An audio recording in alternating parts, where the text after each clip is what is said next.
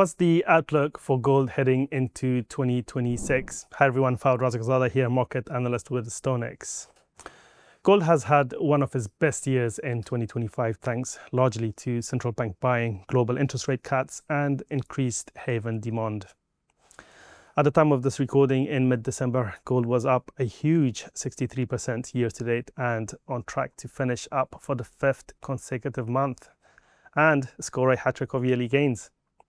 The big question now is whether it can hold those gains as we head towards and into 2026. While we maintain a long-term bullish outlook on gold, and it's certainly difficult to justify selling the precious metal, the macro backdrop in 2026 may be not as supportive for gold prices as was the case in 2025.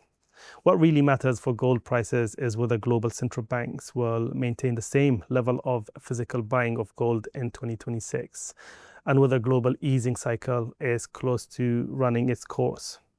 On the central bank buying front, purchases by People's Bank of China has been a key pillar behind the gold rally in 2025. If that demand begins to cool at elevated price levels, then the market may be forced to reassess its positioning. In terms of interest rates direction, well, the Federal Reserve rate cuts may well be on the way, but markets may have largely priced those in already, with the US dollar being among the weakest in G10 FX space. So the downside risks could be limited for the greenback, which could put pressure on gold prices. Another area of potential concern for gold is the higher levels of global bond yields. For a non-yielding asset like gold, that's a growing headwind that often goes unnoticed until it starts to matter.